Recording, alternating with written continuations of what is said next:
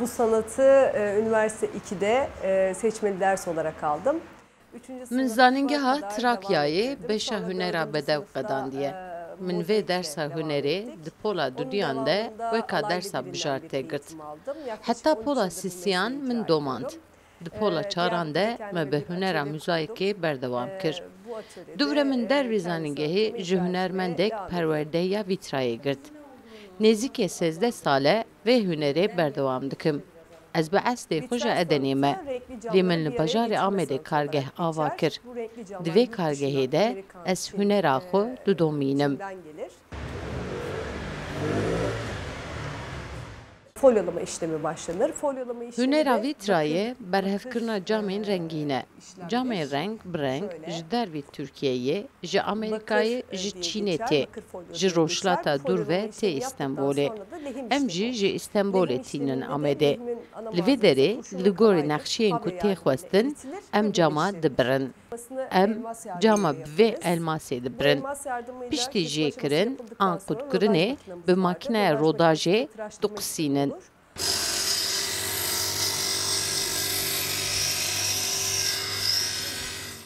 Piştî qusandinê jî li ser dezgehê hemî caman didin cîvî kirin. Duvre jî tatbîqa folyoyê dest pê dike. Karê folyoyê jî bi sifirê tê kirin. Wisa ez nîşan bidim. Navê wî folyoya sifir e. Piştî vê yekê îcar em derbasî lehîmkirinê dibin. Maddeyên lehîm jî gulle û kutik e.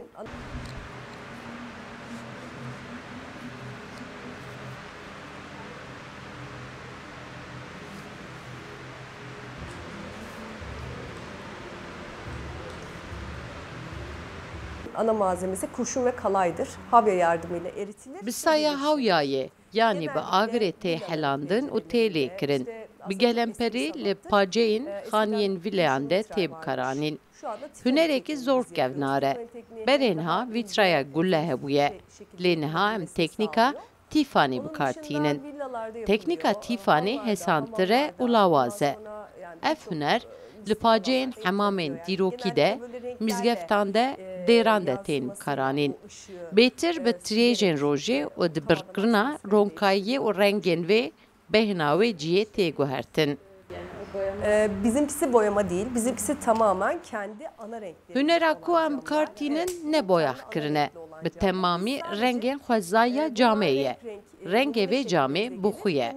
Em tenê li gorê xwesteka müşteriyên xwe camên reng bi reng tînin berhevdû û motifekê derdixînin holê. Em tenê rengan bi jêkirina caman tînin bahevdû. 100 sal jî derbas bibe, di rengên caman de tu guherînek an kevnarek çênabe. Lê di boyaxkirinê de ne wisa ye. Di nava demê de îhtimal heye ku boyax ji ser camê here. Dema ji ciyê boyaxê cam bişkê, ew nexş xirab dibe. Lê di teknîka me de me tirsiyek wisa nîne. Ji ber ku rengên cam hemî xwezayî ne, rengê cam bu xwe ye. Yên me bişkê jî em dikarin şuna wî biguherînin. Birazcık sabır istiyor, zaman istiyor. Hunerek sebre ye. Divê mirov bi sebir be. Pênc qonaxê wî heye. Dem jê re pêwîst e. Mirov bi tena serê xwe bibe, hinek zehmet e. Lewra cam bi tebeqeyan tê û gelek giran e. Xeteriya wî jî heye. Ji ber ku cam e. Divê mirovên alîkar jî hebin. Hunerek zehmet e. Lê di encamê de mirov berhemên xwe dibîne kê xweş dibe. Zevq jî jêdistîne. Her kar li gorî xwe zehmetiya wî heye. Lê dema mirov difikire, li dû meriv berhemek bimîne, ez bawerim hestekî jê xweştir nîne. Doğu bölgesinde vitray sanatı yok ve li bajarên Bakurê Kurdistanê bes li bajarê Dîlokê ev huner heye. Li Amedê hunera vîtrayê nebû. Min jî veya bîst, ji bo wî jî min xwest ku li Amedê kargehek vekim. Beriya 100 salan jî li vê herêmê ev huner hebûye. Lê di nava demê de hosteyên vê hunerê nemane. Li mizgeftan de teknîka vîtraya siwaxê hatiye bikaranîn. Lê teknîka min û ên berê ji hev cuda ne. علاقەیەک ji bo teknika me zor heye. Di destpêkê de mirov dixwazin fêm bikin. Kabê ev hunerek çawa ye. Duvre dema fêm dikin, hez dikin. Talep tên. Li pêşiya me du sê projeyên me hene. Parmağınız yerinizden kopmadığı sürece elim kesildi demeyin. Çünkü Hunerek tehlikeye. Carek qezeyek ji ser serê min jî derbas bû. Toza cam ket çavê min. Lê mamosteyê me digot, heta ku tiliya we ji binî nê jê kirin, nebêjin tiliya min birîn bû yan jî tiliya min jê bû. Qezeyên piçûk ne girîngin. Dev ji hunerê bernedin. Vîtrayê hunerekî berfireh e. Beriya miladê jî hunerek amozayîka bû. Vîtray ji xwe ji vir dest pê dike û heta roja me bi teknîkên cuda hatiye. Li ser paçê, erdên kafeyên İsviçre, Londra û welatên din ên Ewropayê mirov ev hunera dibîne.